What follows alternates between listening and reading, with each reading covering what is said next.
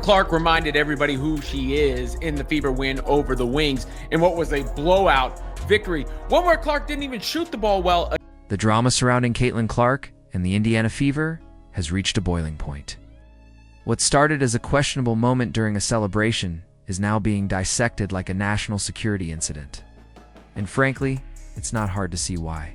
The clip of one of the assistant coaches grabbing Caitlin Clark mid-celebration, physically restraining her, just as she tried to rile up the crowd, hit the internet like a shockwave. What was supposed to be a feel-good moment quickly turned into a symbol of everything going wrong in Indiana. You don't need to be a body language expert to decode Caitlin's reaction. Her face said it all. Confusion, disbelief. A silent, "What the hell is happening?" That echoed through social media louder than any buzzer beater. The coach's move wasn't just abrupt, it was jarring. This wasn't a minor correction or sideline guidance, it was a grab, a physical intervention, like someone tackling a player to prevent them from stealing the spotlight. Jordan, Kobe came along, there was resentment.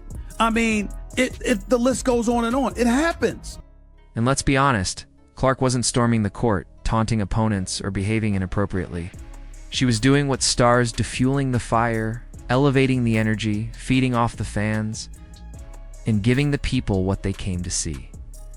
That celebration wasn't just personal, it was communal, and that coach's move was the equivalent of a bouncer shutting down the dance floor right when the party got started. There's no getting around it. Anymore, this wasn't an isolated incident. This wasn't a one-off misstep. It's just the latest in a series of subtle, yet persistent, slights. Ever since the moment Caitlin Clark put on that Fever jersey, it's felt like her own team has been trying to clip her wings. Josh Hart should have flamed her. He should have sent her into the abyss. 11-0. Let's be honest. We've seen it with her minutes getting cut short, her teammates ignoring wide-open passes, her absence from critical moments of play, and now this being physically stopped from celebrating in front of fans who paid to see her shine. If you didn't know any better, you'd think the Fever were actively trying to dim their brightest light. And what makes it even worse is the public's reaction, not just outrage, but heartbreak. Fans aren't dumb. They can see when something's off. They can tell when their favorite player is being mishandled. They saw the moment Caitlin bent down to tie her shoes because she knew Natasha Howard wasn't going to pass her the ball. They saw her teammates refuse to acknowledge her positioning. They saw the bench rotations, the miscommunications, the body language. Now they've seen this.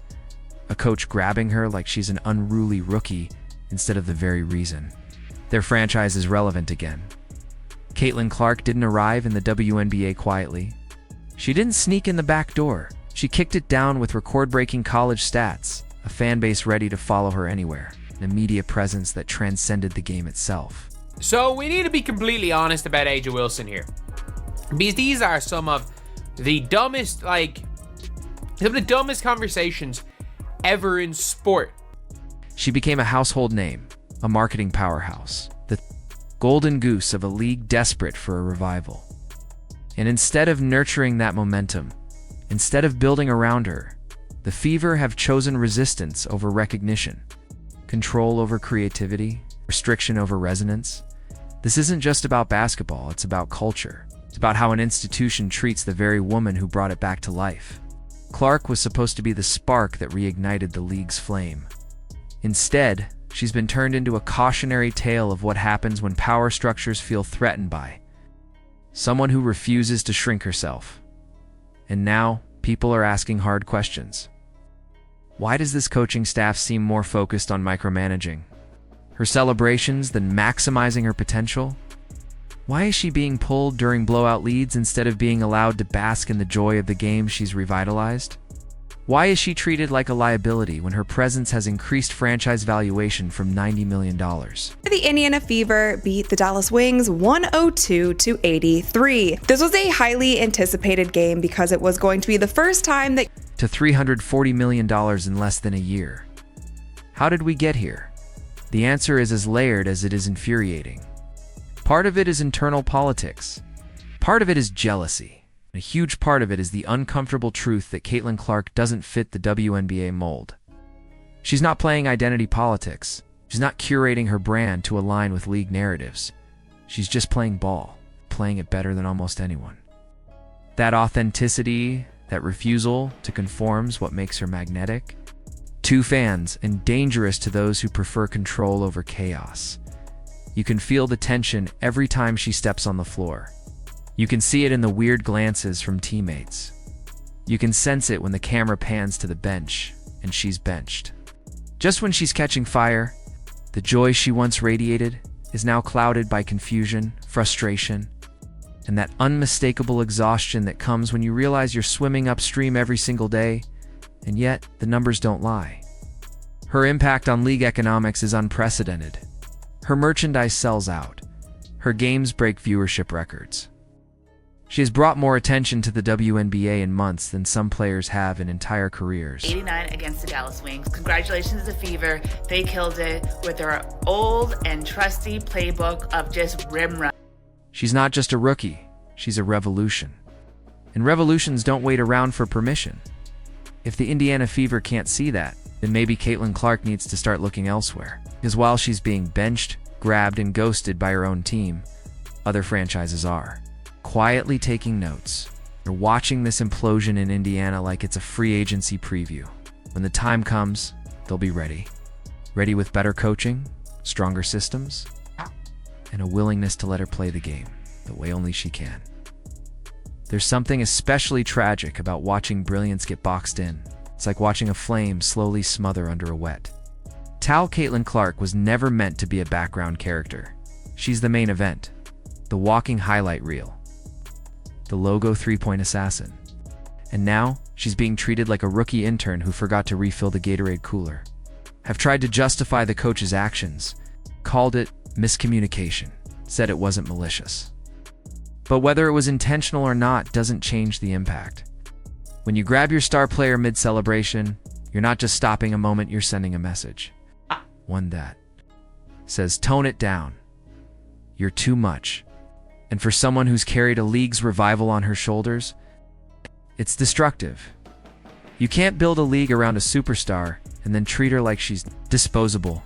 You can't ride her coattails to the national spotlight and then yank the rug out from under her. Can't call her the future and then force her to fit into a past she never signed up for.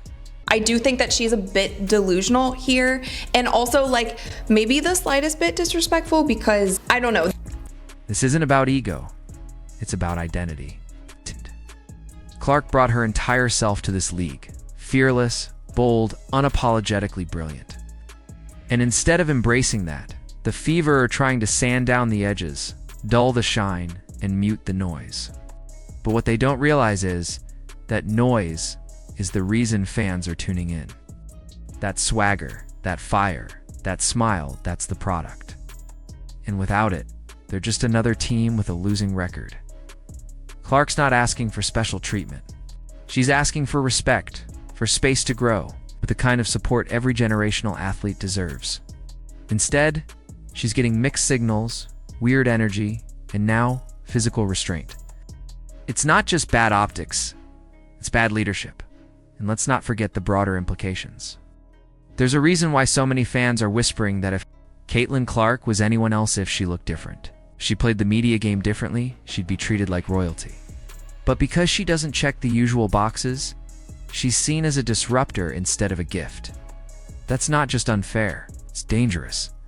Because if the league continues down this path, they won't just lose Clark, they'll lose the trust of the fans she brought with her. And that's the real tragedy.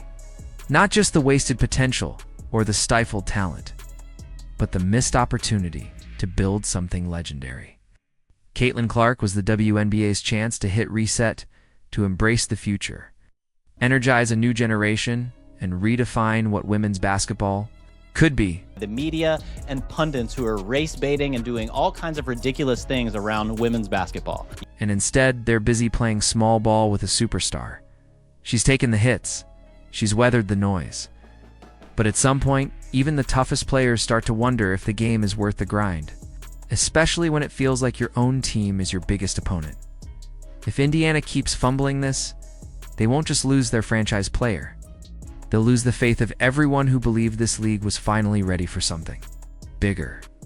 And when that happens, the only thing left to celebrate will be what could have been, So now it's your turn.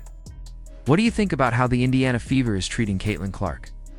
Is this coaching moment just a misunderstanding or part of a bigger problem? Should Clark stay and fight or pack up and go where she's truly valued? Let us know your thoughts in the comments. And if you want more coverage like this, don't forget to like, subscribe, and turn on notifications. This story isn't over, and neither is Caitlin's.